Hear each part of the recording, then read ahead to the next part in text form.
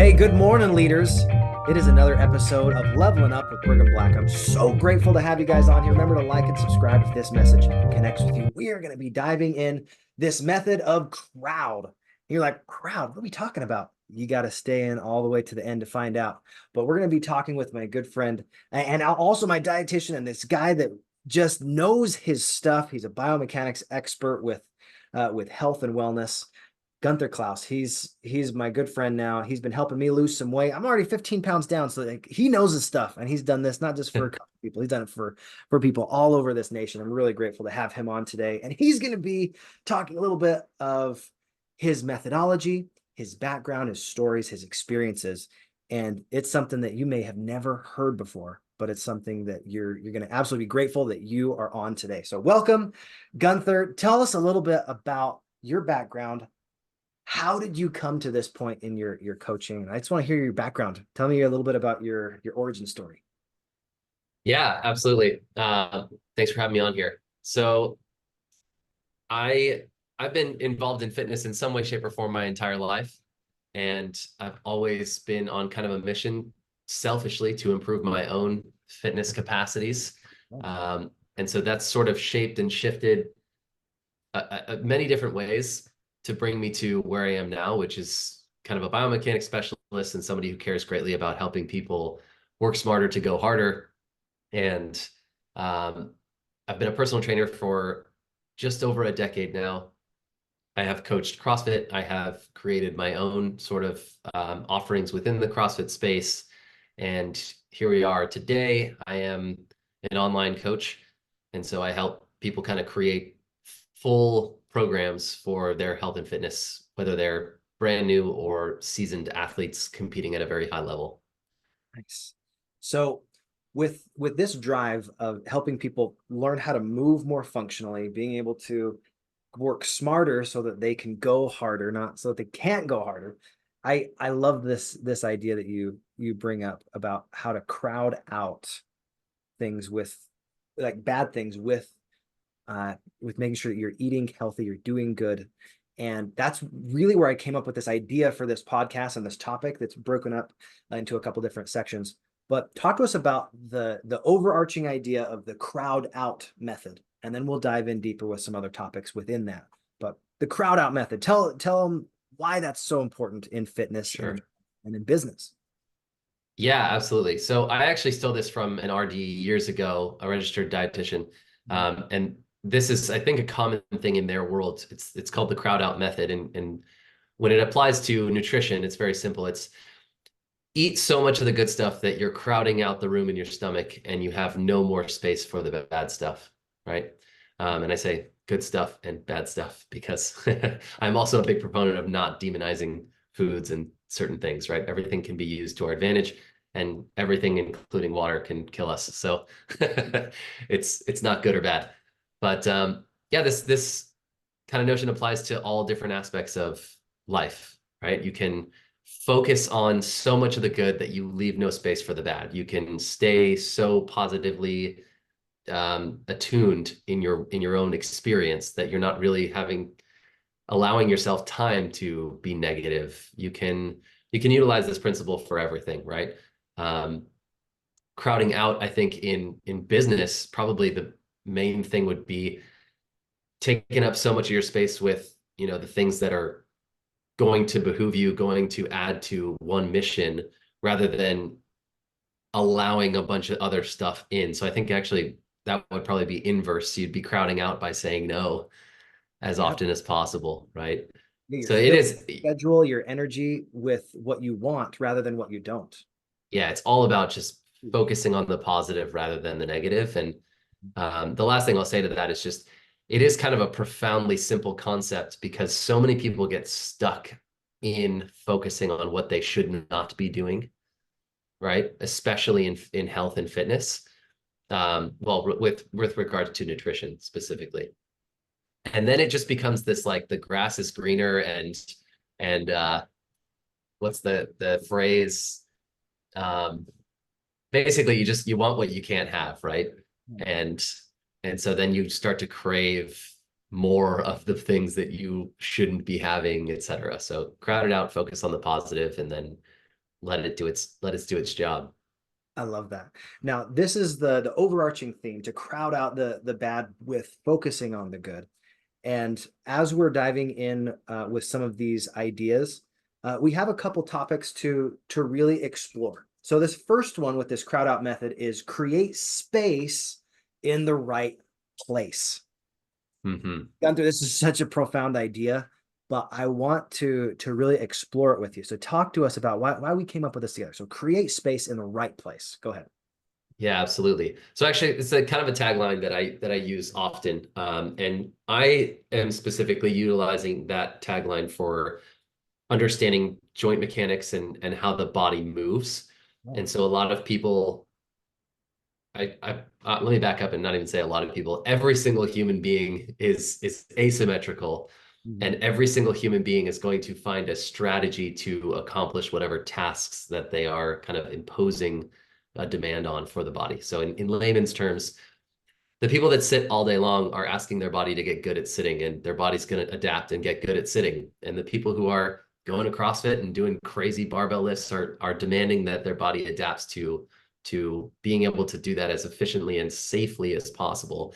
And what ends up happening, whether you're at one end of the spectrum or the other, is you start to lose space in certain joints. Your body will kind of utilize muscular systems to close down one area and open up another. I'm using very layman terminology here to just simplify this concept, but some of your muscles will be short and tight, some of them will be long and tight, and they don't really want to move because they're trying to create stability. And so that can be looked at as a place of no space. It's compressed, it's locked up, right? That joint is locked up. So we need to create space in the right joint in order for the rest of the body to move the way it's supposed to. And that's really where this comes from, create space in the right place. And just like crowd out method, right? It came from somewhere, but it can be applied to anything. Create space in the right place. Create enough space in your life for your family, enough space in your life for your fitness, enough space in your life for your work, and identify where specifically you need more space, right? And kind of honor that, because it's not just about, you don't have unlimited space. Wish you did. So we get specific on creating it in the right place in your life. I love this. And one of the things that I think this concept of creating space in the right place is focusing on what you want rather than what you don't. What is your desired outcome? What in your business are you trying to accomplish? Right. And when you create space in your calendar to say, I'm going to figure this out. I'm going to expand what I want so that I can actually achieve my goals. It changes a lot of the busyness. You're like, does this help me get my goal? No. All right. That's Totally. actually not creating space for that right now in my schedule. We talked about this weeks ago about how you're like, man, I've got all these courses that I'm wanting to film, but you hadn't been putting the space to actually figure out how you wanted to put it together. Right. So I actually want to follow up with you now. Tell me a little bit about how that's been going for you to be able to create space to create these and document these courses that you're putting together. Yeah, for sure. So we can kind of tie everything together, come full circle of what we'd already discussed, and say, I've had to say no, and I've had to crowd out some of the aspects of my life, or the busyness parts of my day, in order to create that space. And in knowing that I need to find and create that space, I've had to really take a hard look at, all right, what is filling up all my time, right? And if I'm going to create more time out of the time that's already being used, it means something's got to go, it's got to shift, it's got to be delegated, etc. So that's been a big part of my 2024 thus far, has been delegating what can be delegated. That's new for me. I've been a solopreneur for a long time, and getting some people to help me is not necessarily my strong suit or my forte, but that has been one. And then the other has just been getting really clear on what the vision is for where I'm going. And all that is to say, and all that has kind of culminated into me having to say no to certain things. So I've stopped taking one-to-one clients. And that's always difficult because, you spend so much time as a business owner and wanting to get more clients and more sales. And all of a sudden you got to say, all right, I'm going to say no to this for temporary, dis-ease, if you will, right? Like it's uncomfortable for a little bit of time, in order to grow and go beyond where I've been in the next phase. I think there's so much wisdom in that because sometimes we get complacent. It's really easy to be like, well, I'm not as efficient with this part of my schedule or this part of my day or my routine. And you start to fill your day with things that don't actually serve you. And when Totally. we start to dig out those things that aren't serving us and our goals, and we really make the space in the right place, like you're saying, for the things we do want, eventually you're creating momentum. So Right. one of the things I've been working on with Gunther, so just for the audience, is I've been very conscientious of my diet and taking in protein. And I mean, not to get super personal, I've been very intentional with what I'm eating. And it's it's interesting the aha moments that come when you're like thinking that you're eating healthy, and then you look at the actual numbers, you're like, awesome. I Yeah. made a mistake there. One of Yeah. those was with bacon. I was like, oh, I'm having protein. And then I looking at the actual numbers, I was like, I mean, I'm getting meat, but that is not a good protein source. And it's Right. so funny the things that often we tell ourselves that until you look at the data, until you look at the actual uh, numbers, you don't see it for what it actually is. Yeah. Yeah. Talk to us about this idea of creating the right space in business, maybe even in more general, so that we can say, hey, we're applying this to more people that are entrepreneurs. How can they use this idea of creating space in the right place? Well, I think I want to touch on what you just said, Oh, okay. Go ahead. to expand on that. No, I'll say exactly what you're asking, but it's a good place to kind of reference. You had to get objective with this idea of it all comes together with objectivity, right? It's proactivity and it's objectivity. When I say it all comes together, what I'm referring to is you're on this mission to clean up your diet, right? Overarching, you're getting better, you're eating healthier, you're losing weight, you're going somewhere. And it's not enough to just say, well, I'm going to focus on eating as much of the good stuff as I can, because you're not objective about what is good stuff and what is the amount, et cetera, right? Mhm. And so taking that and applying it to where am I going? How can I objectively say I'm getting closer or I'm not, right? Am I going forward or am I going backward? That's what really allows you to hone in and see where it's not so easy to see, the space you need, right? So like, what is the space that you need created? Where is it that you need that? So in business, I think it's the same principle applies, right? You've got to get objective about where am I going? What am I actually trying to achieve? What's the end goal here? And does this thing that I'm looking at that's taking up some space, that's taking up some time, actually get me to go further, right? I forget who said this, but I wrote in college, and there's like a common quote that people use in business about like, does it make the boat go faster? Have you heard this before? Let's hear it. Well, it's just like, okay, that's a great idea, but does it make the boat go faster? Because all we're trying to do is get the boat to go faster, right? In rowing.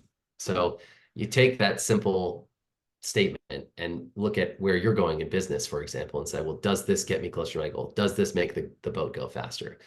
And if it doesn't really, then leave it alone, right? That's not the space we're looking for. Um, and you can kind of apply that and just kind of see where you need to make adjustments and let go of things. And that's hard. That's hard to do without objectivity. So I guess what I'm trying to say is, in tying it to your newfound relationship with food, it's everything is emotional, whether we want to admit it or not, right? For some people more than others. And it's near impossible to kind of just use willpower to push against that emotional side of things.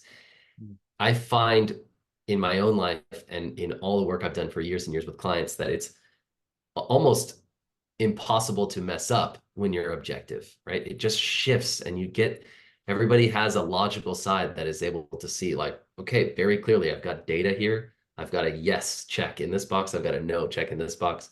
And that switch becomes the logical aspect of that shift overpowers the emotional friction that is needed to make the shift.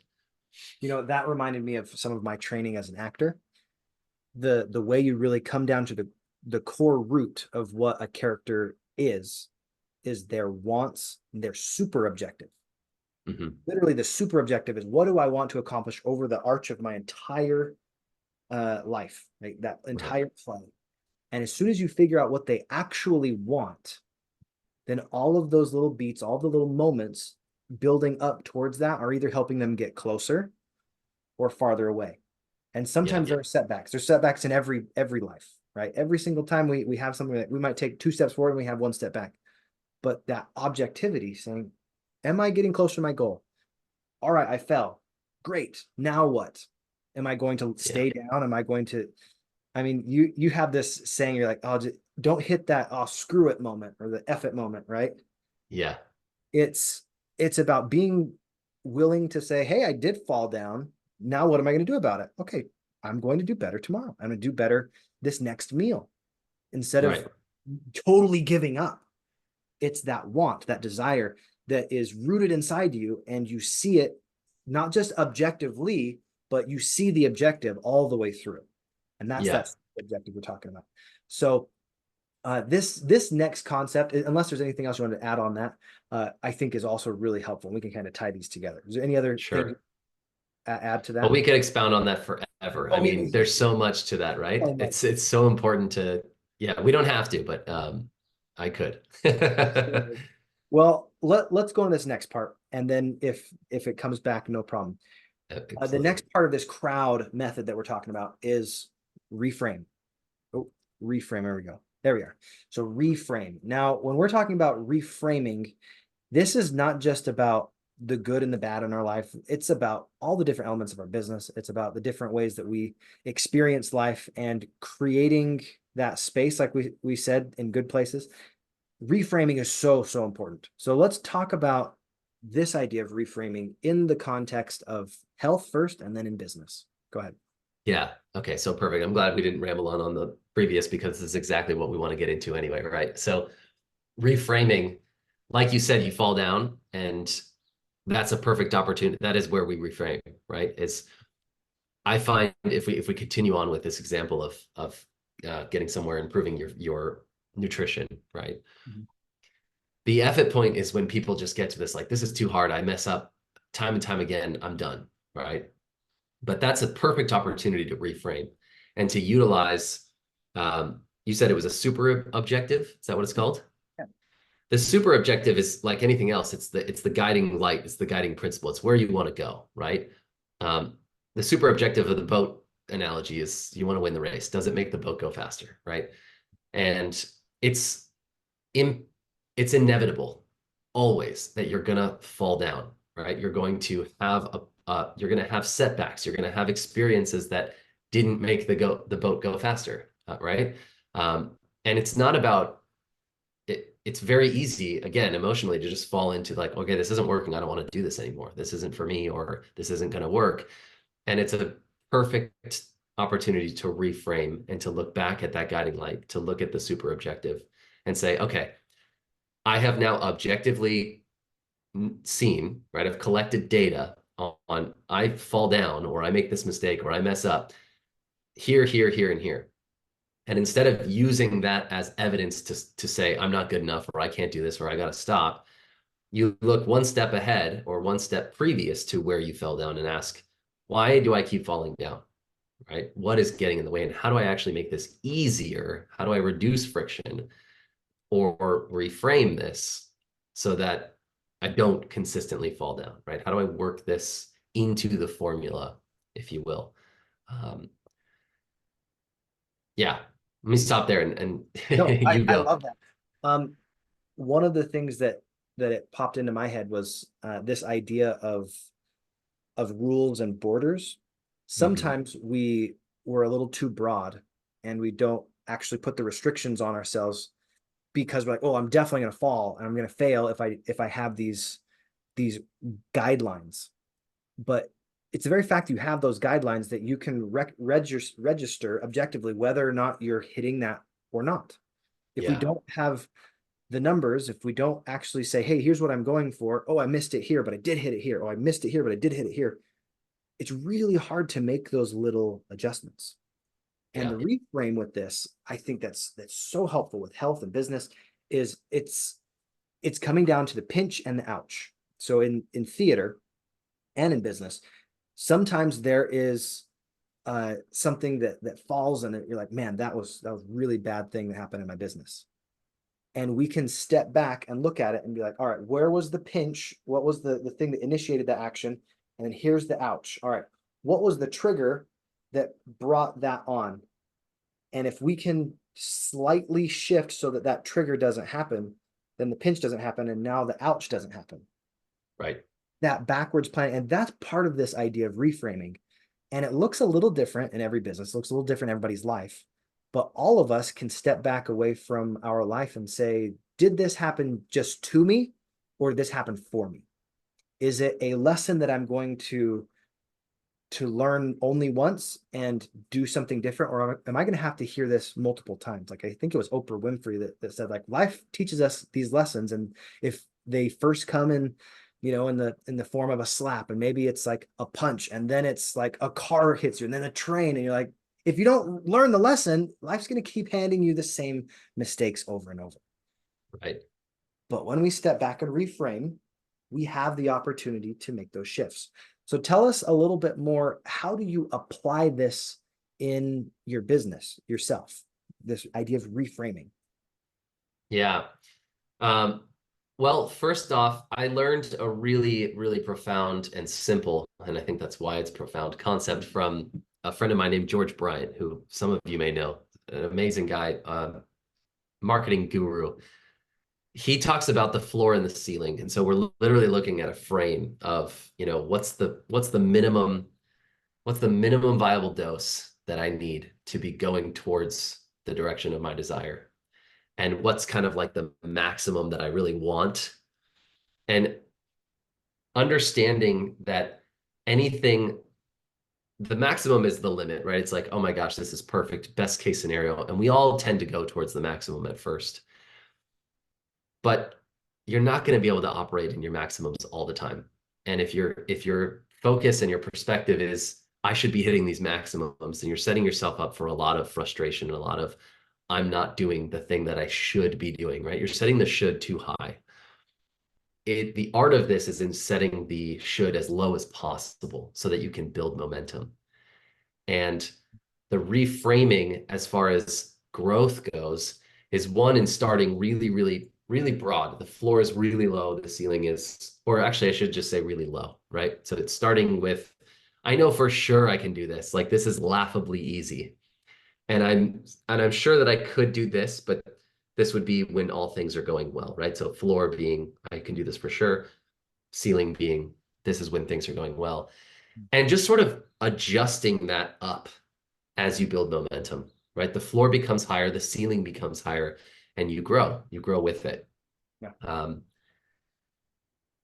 Yeah, I think it's just a call for reframe anytime you find that objectively your floor and ceiling are actually, you did a poor job in kind of in setting up your floor and ceiling, right? You're seeing that, okay, actually, I'm not even getting my floor, so I need to lower this thing so I can be inside of the frame that I've decided on. That's, I think, the most difficult part about us leading our own boats, if you will, or being our own guiding lights. We always want to create a frame of excellence. And the trick is creating a frame of realism and then moving it towards excellence. I think that's so key. So one of the things that popped into my head was this idea that when you're reframing, you have to start where you're at, not where you want to be. Right. Because if we start where we're at, we can start to expand, and then it matches and it starts building upon upon itself from momentum. Whereas if we start up here, you can't even hit the minimum most of the time. It starts to create a negative downward spiral, and you might even get worse. Like absolutely. I've seen this in people, not just myself. I've seen other people where they start so high, they put their standards so high that after 3 or 4 days, they're like, I can't do this, and then they hit that, F it, and they get worse. And a year later, instead of being 20 pounds lighter, they're 100 pounds more. Totally. Further down, and it's so sad to see, but that's the power of this reframing mentality. Have you ever had a client where you noticed this, and because you were able to kind of set that bar more realistic for them, they were able to start building momentum? 1,000%. So many clients. Yes. For example, I worked with a guy a few years ago who I still work with, great client of mine. He had tried everything from keto diet to paleo to, if you're not familiar with these, basically just extreme versions of dieting, right? Keto is like zero carbohydrates. So your body actually shifts into a different energy system. You burn fat for fuel. And so in theory, it's amazing. But if you look at it from a cultural standpoint, don't eat a single carb is kind of hard to do, right? There are people who do it, they do it, and that's their, that's easy for them. It becomes momentous enough that it's no problem. It's their lifestyle. But what he had experienced was essentially setting this bar very high, right? I'm going to do this perfect thing. I'm going to be perfect. And that got him some very quick results. He lost like 30 pounds doing this for a short amount of time. But then he was done because he like checked the box and he did the thing, right? Yeah. And so it kicked him back into what he was doing previous to that. And it actually kicked him hard back because he thought, oh man, that was really difficult. I didn't like this whole process and I'm done with it. So now I'm going to actually retreat further into the things that were creating the issues in the first place. And he gained like I think he gained 50 or 60 pounds back, right? So he had gained a net 20 pounds or 30 even from the 30 he had lost. So really in the long run, it was a disservice to himself, right? It was worse. So what I did with him was actually set the bar to where he was. He was, probably 50, 60. I don't know where he was. He's probably 60 pounds overweight, whatever that means. He was a heavier guy. And I essentially taught him about macros and calories. And in order to lose weight, he had to eat something like 3,000 calories a day, which is a lot of calories for most people. And he was losing weight, right? And it's because I met him where he needed to be met. And then we slowly started to shift it down. And that whole process was sustainable and enjoyable because it was the appropriate floor and ceiling. It wasn't this, I want to be shredded and 10% body fat, so I'm going to do the things that a shredded and 10% body fat person is doing. Instead, it was, I want to lose 50 pounds. Okay, really, you want to lose 1 pound 50 times. Let's do it that way. Let's build momentum and create this lifestyle, create this habit for you.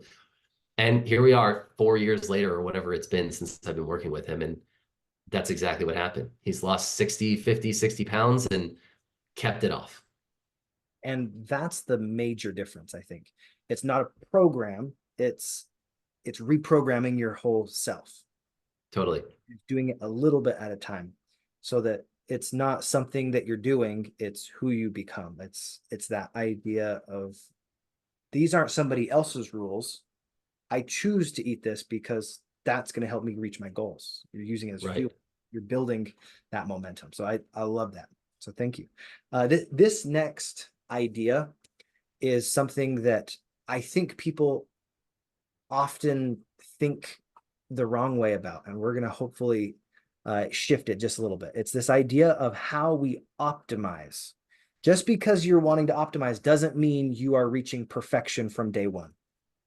So we are going to play with this idea of how we optimize our health, our wellness, our business, and systemize it, but make it manageable so that we're actually making the very best progress that we can in a realistic way. So let's talk about optimizing. When you hear that word optimizing, what comes to mind? And then what are some of those experiences that you feel like you need to share? Because this is a great topic.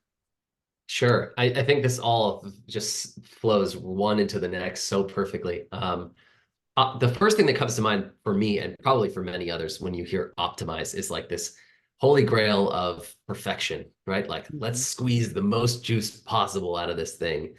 And again, to tie it back to what we just said, there's an art to optimization. And really it should be thought of in this, I need to be better than where I am now. And that in and of itself is optimization, right? How do I look at this whole picture, take all the parts of it, the good, the bad, right? The thing that we're utilizing the analysis of not only where I'm making progress, but also where I keep finding myself tripping up or falling down or going backwards. And then I'm creating a full picture analysis of the situation to improve that just piece by piece. That to me is true optimization, because again, it has to be sustainable. If you implement some new software that completely overhauls, or if you implement a strategy for your own health and fitness that is, this is what the Olympians do, it's not optimization, right? It's a recipe for disaster. So I think the short answer to that is, I think many people hear optimize and it's just like, oh, perfection, everything is seamless and perfect. And that actually limits you from optimizing anything. You get so far out of your frame, it's not going to work for you. I I love that. When I think of optimization, it goes exactly on those lines, that where we're at, and we're comparing ourselves to ourselves yesterday. Yeah. Are we 1% better? Maybe that's taking away something, maybe that's adding something, but it's not adding 50 things. It's not taking away 50, because that's not sustainable. And it's something that's realistic. And sometimes you hear people say, oh, I cut XYZ cold turkey and I no longer do that. Okay. Some people can do that very, very realistically for a time. But what if you gradually work through all of those different challenges, and you take the bad habits and turn them into good habits by making space for the right things and putting in the right things that you want. I think that's kind of the way that we started talking about health and wellness, was because I was like, I haven't been taking my macros down, and we're like, well, we're just going to start with that. Where are you? Because you can't really know where you're going if you don't know where you're at. And I realized I was eating probably 3 to 3,500 calories every single day. That's just where we were at the very beginning, and set that bar so we knew where we're at. And then we started adding some smaller goals that were manageable. Yeah. And that is so much more doable for people than trying to mimic a men's one of those men's magazines, like, oh, just hit 100 push-ups a day. It's easy. Just 100 push-ups a day. What if I can only do 5? All right, you're going to spend 15 hours doing push-ups because you can only do 1 or 2 an hour, and you get burned out. Like, tell us a little bit about what optimization looks like at your level in comparison to where you were maybe 5 or 6 years ago, because I'm sure those are drastically different, but still you're comparing yourself to yourself. So go ahead. In what realm of life? Because let's talk about in business first, because that's really most of our audience. We're like trying to figure out how to optimize in business, and sometimes we want this total overhaul, but we don't need to do the total overhaul because we'll ruin the business. What is working? Yeah, go ahead. Yeah, so I think that's what you just said is exactly right. It's an overhaul. We might want to end up in a place of complete newness. We want a completely different environment, income stream, like a whole new world for business. But you've likely built up a business that works in some way, shape, or form, right? Where you are, something has been working, some things haven't been working. And just like what I had said about making sure you meet yourself where you are in that frame, you can use this grand desire, this overarching guiding light, the super objective, trying to tie back to your term there. You can use that to say, this is where I'm going, right? But if you were to be honest, hooray, balloons. If you were to be honest about what that is and where you are, there's a gap. And if there's a large gap, if they look completely different, that's okay. But there will always be a path from where you are to where you're going. and you have to respect the path. You can't just think that teleportation is possible, because you're going to be totally messed up, right?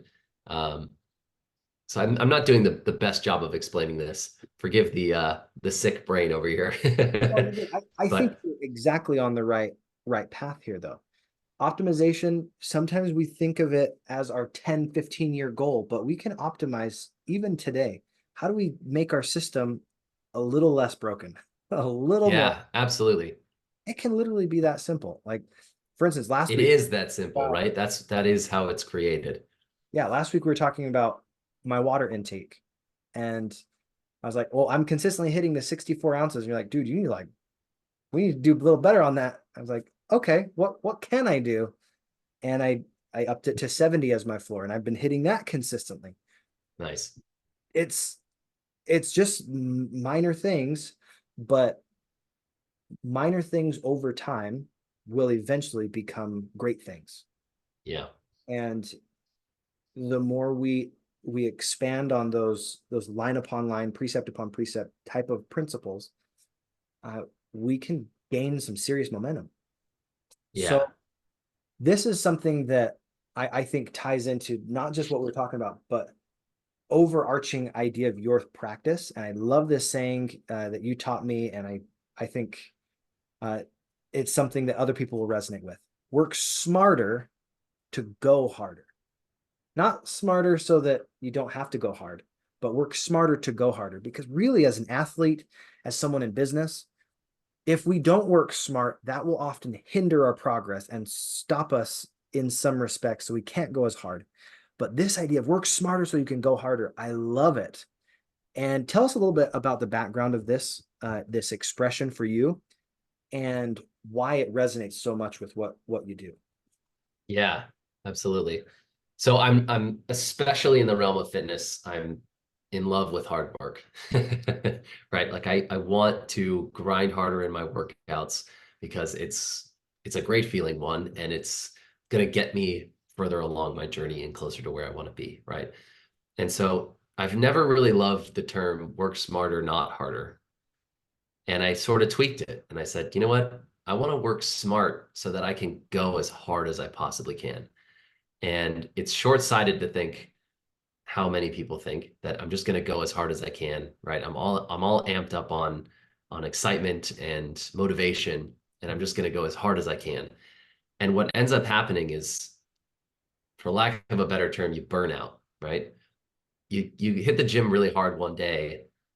It doesn't take, it doesn't take much for you to get super sore and then think, man, I gotta wait a long time to do this again, right? And so if you can be smart about setting up the parameters for, this is where I go as hard as I can.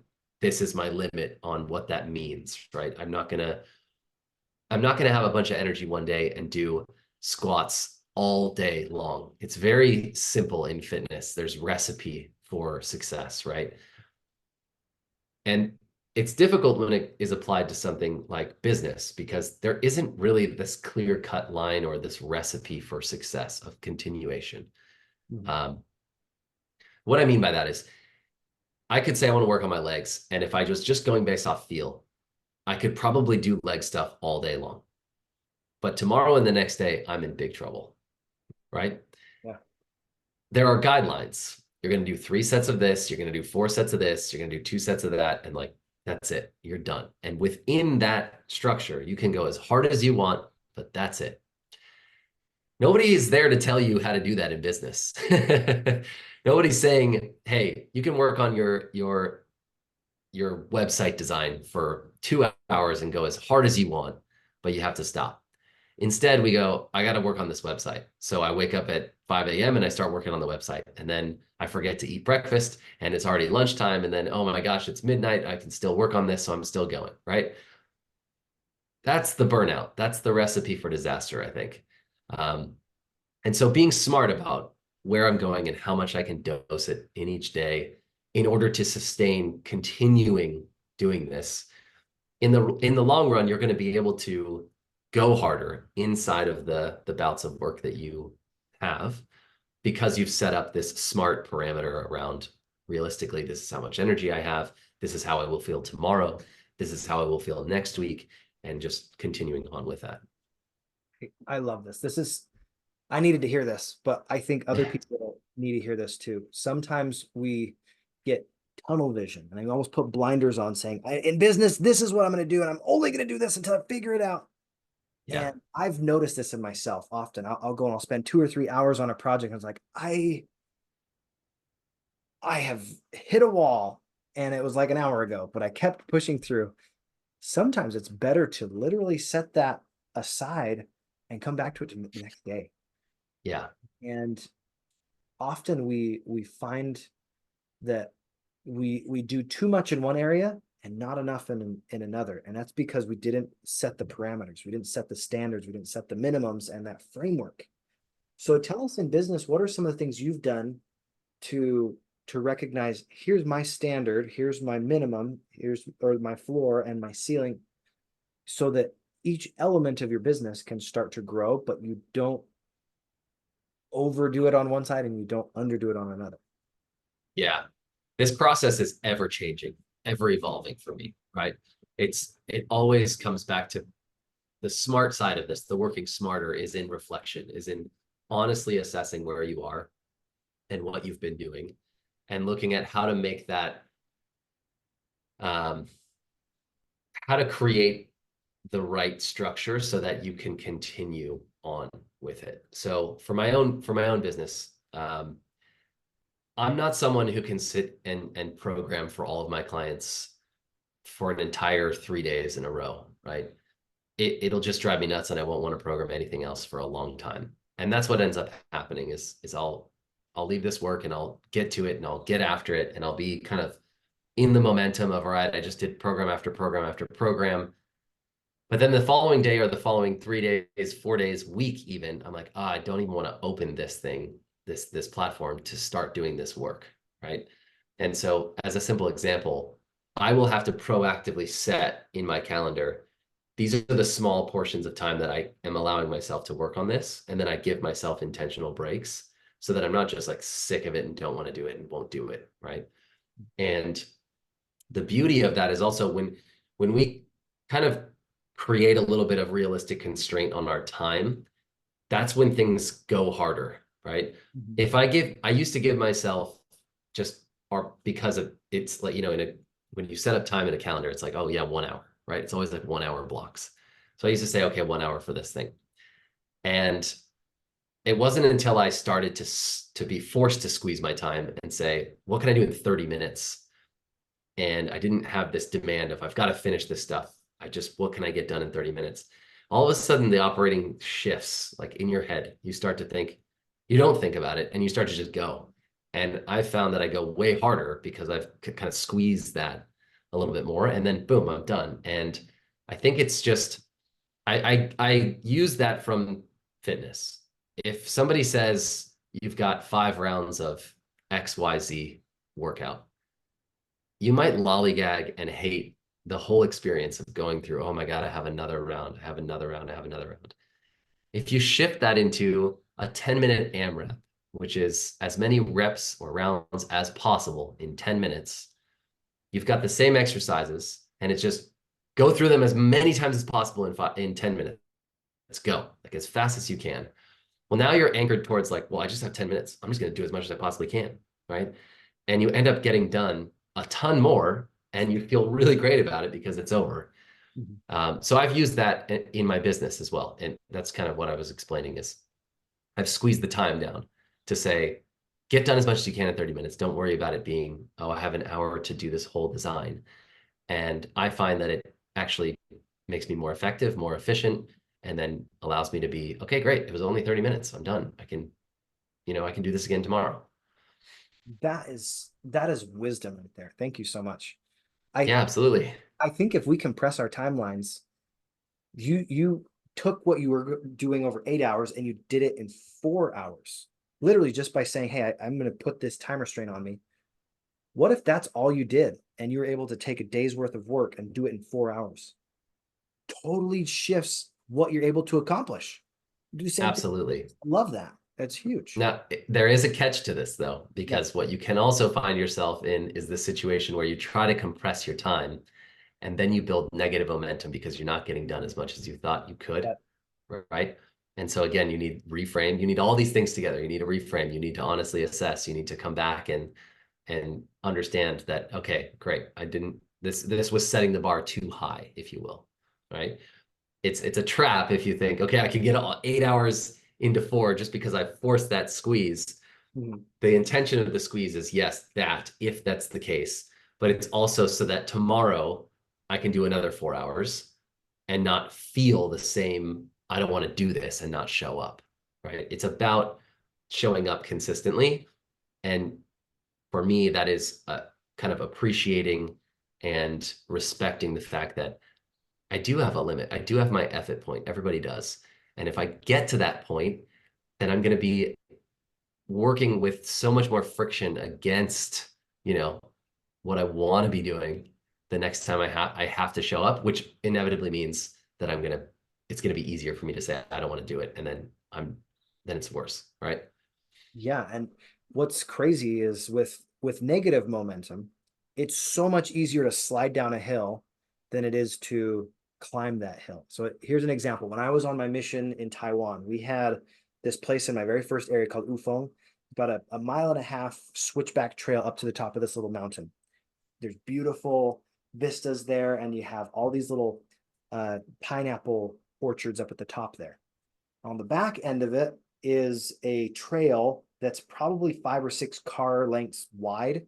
So you can zip down that trail crazy fast. It takes like an hour, hour and a half to get all the way to the top if you're consistently moving forward and you don't stop pedaling really, just doing all these switchbacks. It takes like 3 minutes or less to get from the top of the mountain all the way to the bottom because of how wide this road is. And you think about how fast it is to go in that negative downward spiral. It's just like that mountain. If we let go of the brakes and we just hold on, eventually we're at the bottom of the mountain. Right. Just like the energy and effort it takes to do that switchback that feels like it's not making that much progress, right? You're almost flat, but you're going up a slight incline. That's what it feels like in your health and in your business as you're climbing that mountain. But if we don't really keep pedaling, we don't keep that mindset of I'm going to not stop just because it doesn't look like I'm making a ton of progress right now, and let that effort moment come and we just go downhill, we can make some serious progress quite quickly. And Yeah. I think it's huge. So thank you so much for sharing that idea. Any other things you want to bring up or stories that popped into your head while I was sharing about that bike example? No, that's a great example. Okay. You're absolutely right. Awesome. Okay, now this last point, guys, this was really going to tie it all together. And one of the other reasons why I felt like it was so important for us to share this. Let me bring this up. This is discipline your desires. Discipline, even though it feels like something that uh, is hard in the moment, discipline is the key to all of this. It's not about willpower. It's not about forcing it to happen. It's about disciplining those desires. So let's talk a little bit about discipline and about how our desires are so tied to this discipline. Go ahead. What comes to mind when you hear that? Discipline your desires. Yeah, I think this is a great way to kind of round this entire thing out. When we look at the word discipline, it typically, I think, at least for myself, I don't know if many others can resonate with this, but discipline feels like such a strong armed ceiling of the floor ceiling type word, right? It's in that same realm of like the initial motivation, this rah, I have all the power, I can do this. And it's kind of a daunting word as well. It's like I have to do this. This is tough. And it sort of fits in that same category of the effort point for me. It's a little too much. It's a little too aggressive. And so I have found that it doesn't behoove me to think discipline. And that's maybe because I don't have the greatest relationship with discipline and I just don't feel like, I've built that muscle and some other people love it. So that's cool. But I like to marry it with desire because it helps to anchor the points of discipline that you need in order to get what you want. So I'm going to butcher this because I don't really know it well. I've heard it a few times, but there's apparently two types of fun. There's like first degree fun and second degree fun, I believe. I don't know. Um, from what I remember, one is like in the moment fun, and one is fun because of the thing you did, and thereafter you get this reward. So fitness is very much like a type 2 desire or fun. It's not super fun in the moment. You're going through pain, you're going through a grind, but afterwards you feel amazing. An ice bath would be a great example of type 2, right? It's a horrible experience getting into an ice bath. I don't know if you've ever done this, Brigham, but it's terrible. Everything about you is like, I'm not stepping into that thing. And getting into it is awful. It's painful. You want every fiber of your being wants to get out as soon as you touch it. But once you're finished, the state of accomplishment and euphoria that you have exiting that bath, I mean, that's fun. That feels great. And so discipline is sort of that type 2. It's crappy in the moment. You don't want to do it. It's going against, what you want.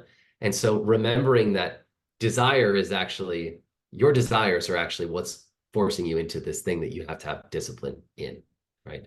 And so I think you said discipline your desires, right? Mm-hmm. Again, it's that guiding light, it's that through line, it's the super objective. That's your desire. How do I create discipline in order to achieve that desire? What do I need to kind of rein in?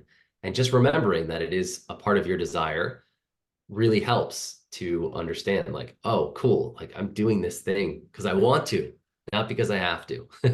It's a part of my desire. It's a part of it. I have to go through these disciplines to achieve this desire. I love that. And this makes me think of this very simple idea that we can either have choices that are easy to hard or hard to easy. Right. Discipline, a lot of times, it's very challenging in the moment, but it makes your life easier on the back end. Whereas it may be really easy to eat the cake right now, but you can have some hard things happen later because now you have some consequences that come along with that. And Yeah. often we don't have the foresight to think all the way through the consequences, all the way through what is this discipline going to help me develop into. And I feel like a lot of that comes down to, are we celebrating the right things?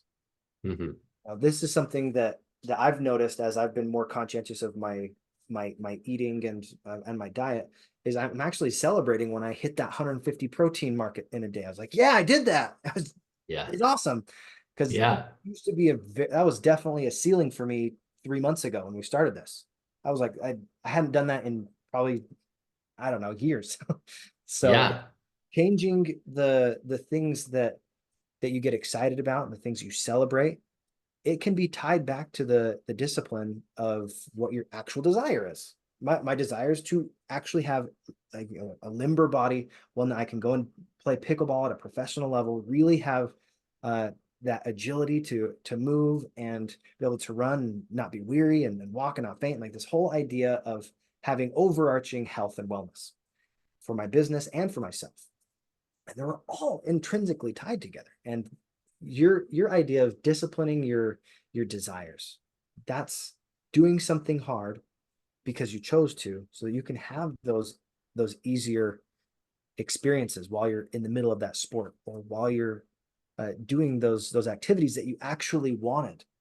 So I know that you are really great at competing. You're a physical specimen, right?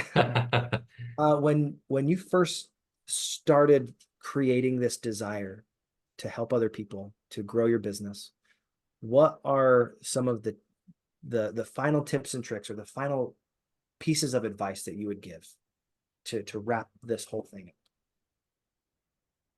Yeah. No good comes from shame. Everything that we've talked about, I think, it comes back to honestly assessing where you are and where you want to go. And the honest assessment of where you are really does need to be an accepted, honest assessment, right? It has to be something where you're like, I truly understand that this is where I am, no matter the gap between where it is you are and where you want to go. Because like you said earlier, you go somewhere and you need to know where you're starting to go there, right? Um, if you put in your GPS, I stole this from I think George as well, but if you put in your GPS, like I want to go to Arizona, you don't get directions unless you put in where are you starting, right? And it doesn't matter how far away you're starting, you have to accept that that's the starting place, because the map or the path to get to where you're going doesn't even exist unless you know where you are, right? And so I think that the only thing I want to really wrap and say is you've got to fully accept, and it can't be a place of shame. It can't be a place of rejection. It can't be, oh my God, I hate where I am, so I've got to, I'm just going to pretend like I'm not there. And then you can use all the other parts of crowd to manage your way there and enjoy the process. I love it. Thank you so much for not just sharing your experience, but giving us some actionable tools, some tips that literally anybody can use these in a business context, in your health. And I just think you over delivered today. So thank you so much, Gunther, for being my friend. Sweet. And honestly, just being who you are. Keep living your life out loud. I appreciate you, and sharing these patterns of progress. So important, guys. So like and subscribe if this resonates with you. And Gunther, where do we find you online so that my audience can come and continue to connect with you? Yeah, absolutely. I think Instagram is the best place. It's just at Gunther Klaus. It's linked to my Facebook, but I'm not on there as often. My name on Facebook, just Gunther Klaus. Yeah, and Brigham, thank you so much, man. I appreciate it. You're welcome. I really appreciate you, and we'll see you next week.